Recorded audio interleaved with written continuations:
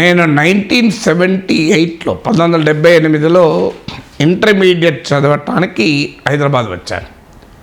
అప్పటి వరకు బెల్లంపల్లి అని ఒక చిన్న టౌన్లో పెరిగాను. 10వ తరగతి వరకు చదువుకున్నాను. పూర్వ ఆదిలాబాద్ జిల్లా, ప్రస్తుత మంచిర్యాల జిల్లా. ప్రపంచము, మహానగరము, నగర జీవన విధానము, జీవన శైలి ఏమీ తెలియదు. ఒక రకంగా ఊరు నుంచి వచ్చిన వాడు అని చెప్పవచ్చు. వచ్చిన తర్వాత మా నాన్నకు తెలిసిన వ్యక్తి, ఓ సివిల్ కాంట్రాక్టర్ ఉండే, అతను నన్ను ఒక హోటల్కి తీసుకెళ్ళాడు. మొదటిసారి హోటల్, జీవితంలో ఏనాడు హోటల్కి వెళ్ళలేదు. ఏమైనా తింటే మా ఊర్లో బండి మీద వేసవిలో ఎండాకాలంలో రాజస్థాన్ వాళ్ళు వచ్చి ఐస్ క్రీమ్లు పెట్టేవాళ్ళు.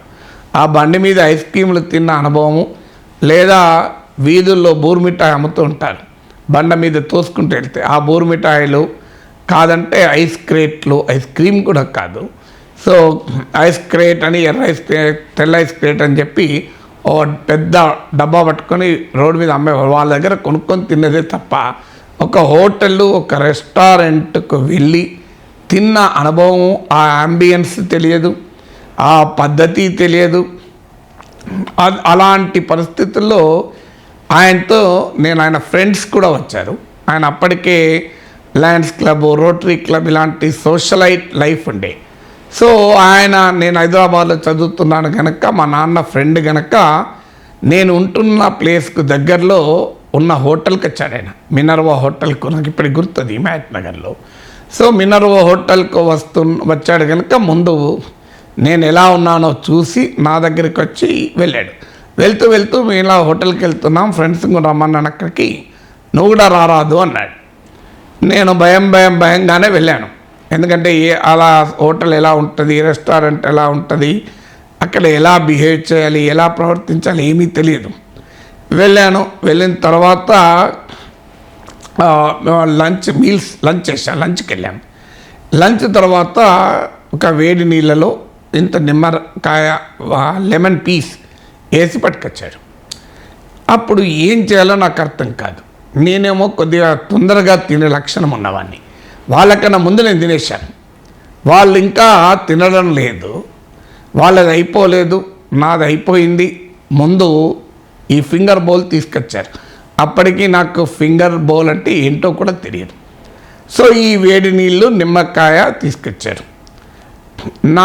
నేను విన్నది అప్పటి వరకు చిన్నప్పుడు వేడి నీళ్ళల్లో నిమ్మరసం పిండి తాగితే ఆరోగ్యానికి మంచిదని మా నాన్నమ్మ చెప్పేది. మరి ఇక్కడేమన్నా హోటల్లో భోజనం చేశాక ఈ వేడి నీళ్ళలో నిమ్మరసము పిండి తాగడము ఆరోగ్యరీత్యా మంచిదని ఇచ్చారేమో తెలియదు. ఆ సమయంలో సడన్గా నాకు మెరుపు లాంటి ఆలోచన వచ్చింది. ఒక్క క్షణం ఆగుదాం, చూద్దాం. ఎందుకంటే నిజంగానే తాగేసి ఉంటే నేను అబాస్పాలు అయ్యేవాడిని. మా నాన్న ఫ్రెండ్, ఆయన ఫ్రెండ్స్ ముందట నేను ఒక పిక్చర్లాగా కనబడేవాడిని.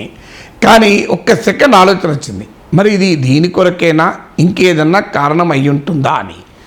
అప్పుడు మెరుపు లాంటి ఆలోచన ఏంటంటే, చుట్టూ హోటల్లో ఇతర టేబుల్స్ పైన ఏమి చేస్తున్నారు ఒక్కసారి గమనిస్తే సరిపోతుంది కదా అని అంకుల్స్ వాళ్ళు, మా ఫాదర్ ఫ్రెండ్స్ తినకముందే, వాళ్ళు ఇంకా కంప్లీట్ అయ్యి వాళ్ళు తినకముందే నాకు ఈ ఫింగర్ బౌల్ వచ్చింది టేబుల్ పైన. కొంతసేపట్లో వాళ్ళు భోజనం చేసి వాళ్ళు వాష్ బేసిన్ దగ్గరికి హ్యాండ్స్ వాష్ చేసుకోవడానికి వెళ్ళారు. నేను అటు ఇటు చూశాను ఏం జరుగుతుంది అని.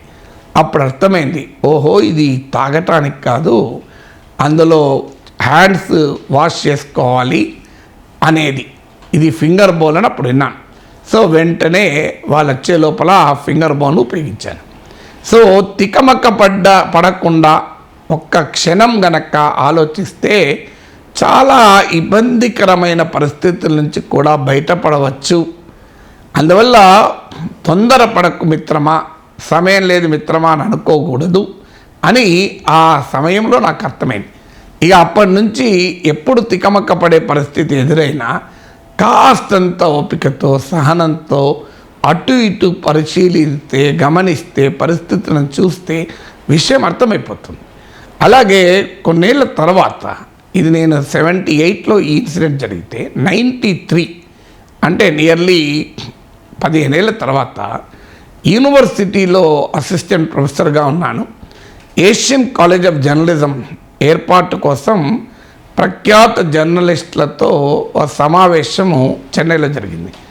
దాని రూపకల్పన కొరకు, ఆ రూపకల్పన జరిగిన సమావేశానికి నన్ను కూడా ఇన్వైట్ చేశారు.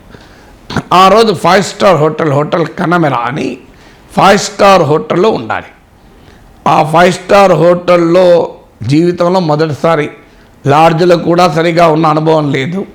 నా గుర్తు లాడ్జ్లో ఉన్నది 78లో నా ఇంటర్మీడియట్ అడ్మిషన్ కొరకు నేను కాలేజీలకు అప్లై చేయడానికి మా నాన్నతో వస్తే ఆ సుల్తాన్ బజార్లో బడి చౌడి కోటి మధ్యలో ఉండే ఒక లాడ్జ్లో, చిన్న లాడ్జ్లో ఉన్నాం. సో ఆ లాడ్జ్లో ఉన్న అనుభవం మినహా నేను ఏనాడు హోటళ్ళు, నార్మల్ హోటల్లోనే ఉండలే. 5 స్టార్ హోటల్, అప్పటికి నేను అసిస్టెంట్ ప్రొఫెసర్ కావచ్చు, కానీ వచ్చిన నేపథ్యం అలాంటిది, సామాజిక నేపథ్యం, ఆర్థిక నేపథ్యం అలాంటిది. హోటల్ కనమెరలో నేను ఉన్నాను. నన్ను అలాగే ఆ నిర్వాహకులు కూడా వచ్చారు. నేను వచ్చానని చెప్పి నిర్వాహకులు వచ్చి మీరు స్నానం చేసి రెడీ కండి అన్నారు. స్నానం చేసి రెడీ కండి అన్నప్పుడు అక్కడ వాళ్ళు వెళ్ళిపోయారు. ఈ లోపల అక్కడ చాలా రకరకాల ట్యూబ్స్ ఉన్నాయి స్నానం అది ఏది బాడీ వాషో, ఏది మాయిశ్చరైజరో, ఏది ఏమో, వాటి మీద పేర్లు కూడా లేవు. వాటి మీద ఓన్లీ హోటల్ కనమెరా అని పేరు మాత్రమే ఉంది. వాళ్ళ కంపెనీ బ్రాండ్తో ఆ చిన్న చిన్న ట్యూబులు ఉన్నాయి. సో దాన్ని ఏది ఎలా వాడాలో తెలియదు. ఒక టూత్పేస్ట్ అయితే అర్థమైంది స్మెల్తోని, కానీ మిగతా ఎలా వాడాలి అనేది తెలియదు. బాడీ వాష్లు ఉంటాయని తెలియదు, లిక్విడ్ సోప్లు ఉంటాయని తెలియదు. అప్పటికి తెలిసింది ఒకటే సోప్ ఒకటే ఉంటుంది, ఆ లైఫ్ బాయ్ సోపు, లేదంటే రెగ్జానా సోపు, ఇమామ్ సోపులు మాత్రమే తెలుసు. సో ఈ అత్యాధునికమైన లైఫ్ స్టైల్ ప్రొడక్ట్స్ అసలు ఎన్నడూ వినలేదు, చూడలేదు, వాడలేదు. ఏం చేయాలి మరి అని చెప్పి వదిలేద్దామా అంటే మళ్ళీ జీవితంలో ఎప్పుడొస్తుంది అవకాశం? నా డబ్బులతో 5 స్టార్ హోటల్ ఎందుకుంటాను? సో ఏదో వాళ్ళు సెమినార్కి పిలిచారు, వాళ్ళ డబ్బులతో ఉన్నాను తప్ప నా డబ్బులతో 5 స్టార్ హోటల్లో ఉంటానని నేను ఊహించలేదు కూడా. వాస్తవంగా ఇప్పటికీ కూడా నేను నా డబ్బులతో 5 స్టార్ హోటల్లో ఏనాడు లేను. సో అందువల్ల ఆ అవకాశం మళ్ళీ రాదు. ఈ ప్రొడక్ట్స్ వాడాలి, తెలుసుకోవాలి అనే ఉత్సాహం, ఏదైనా కొత్త తెలుసుకోవాలనే అలవాటు, కానీ తెలియదు. ఏం చేయాలి అనుకున్నప్పుడు వెంటనే ఒక మెరుపు లాంటి ఆలోచన వచ్చింది. వెయిటర్ని పిలిచాను. పిలిచి స్టైల్గా అన్నాను, లాస్ట్ టైం నేను వచ్చినప్పుడు హోటల్ తాజ్లో దిగాను.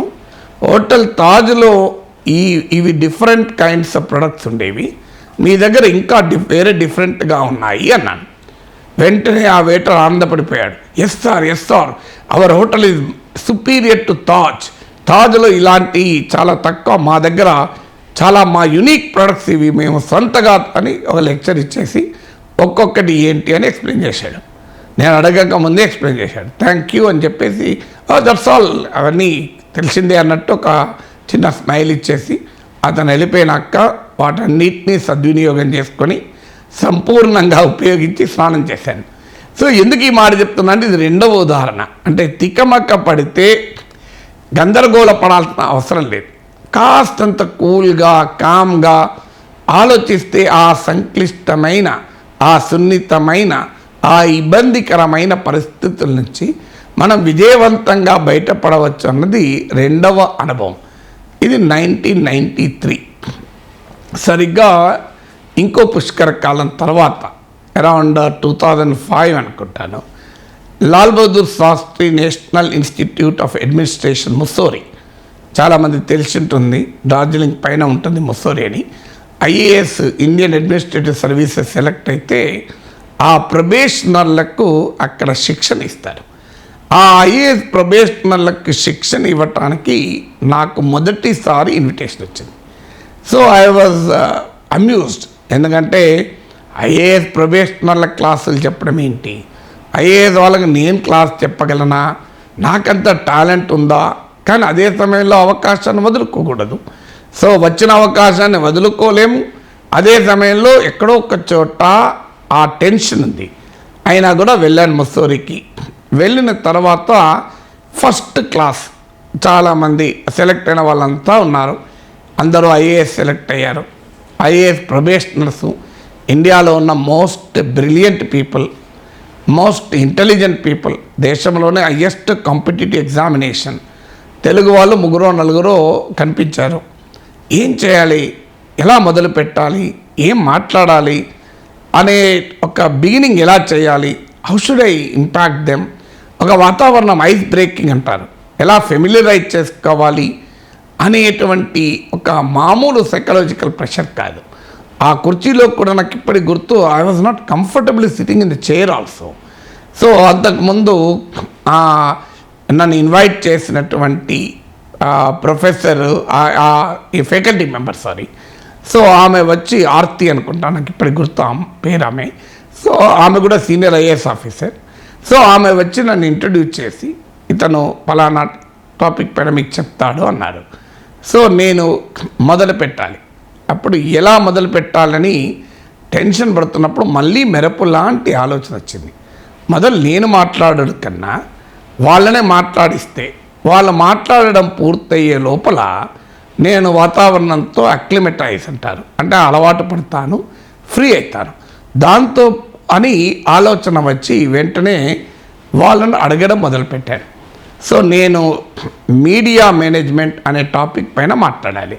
సో వాళ్ళను మీడియా గురించి, what is your assessment of media, what is your understanding of media, what do you think is the advantage, what do you think is the role of media in discharging your responsibilities as a civil servant? అంటే మీకు media పట్ల అవగాహన ఏంటి, media పాత్ర ఏంటి, ఒక IAS అధికారిగా మీ బాధ్యతల నిర్వహణలో మీడియా ఎలాంటి పాత్ర పోషిస్తుంది అని మీరు భావిస్తున్నారు అని ఒక 3 ప్రశ్నలు వాళ్ళని అడిగి, నేను మీరు ముందు I want to listen not speak. Listening is the best skill and administrator should always adapt. ఒక పాలనా అధికారి కాబోతున్న మీరు, జిల్లా కలెక్టర్ కాబోతున్న మీరు వినడం నేర్చుకోండి.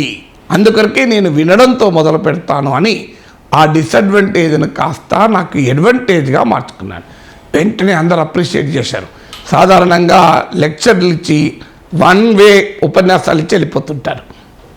వాళ్ళు నేను ఏం మాట్లాడాలో తెలియక ఎంబరాస్మెంట్లో, టెన్షన్లో చెప్తున్నాను అనుకోలేదు. ఒక లిజనింగ్ అనేది ఒక మంచి లక్షణం కనుక వింటున్నాను అని అనుకున్నారు.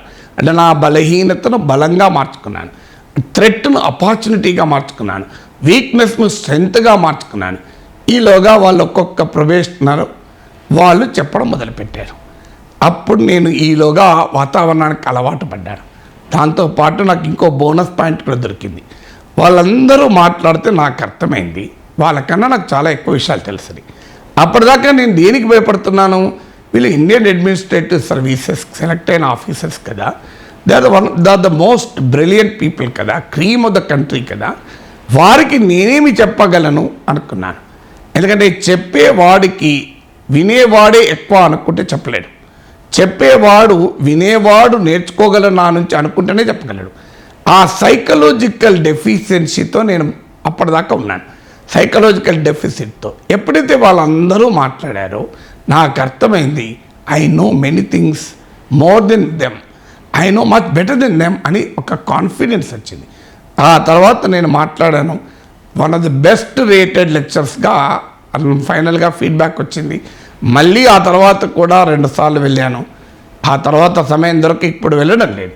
అందువల్ల ఈ 3 ఉదాహరణలు మీకు ఏం చెప్తున్నాయి, ఒక రెస్టారెంట్లో ఫింగర్ బౌల్ అనుభవం, ఒక హోటల్లో లైఫ్ స్టైల్ ప్రొడక్ట్స్తో అనుభవం, ఫైనల్గా ఒక ఐఏఎస్ ప్రొబేషనర్లకు క్లాస్ అనుభవం. ఈ 3 అనుభవాల సారాంశం ఏంటంటే, మనను గందరగోళపరిచే, మనను తికమక్కపరిచే, మనను టెన్షన్ పరిచే ఘటనలు, సంఘటనలు, సమయాలు చాలా సందర్భాల్లో వస్తాయి. అప్పుడు మనం కాస్తంత ఓపికతో, సహనంతో, పరిశీలనతో, ఆలోచనతో బయటపడగలిగితే ఇక ఆ తర్వాత విజయమే మన రహదారి అవుతుంది.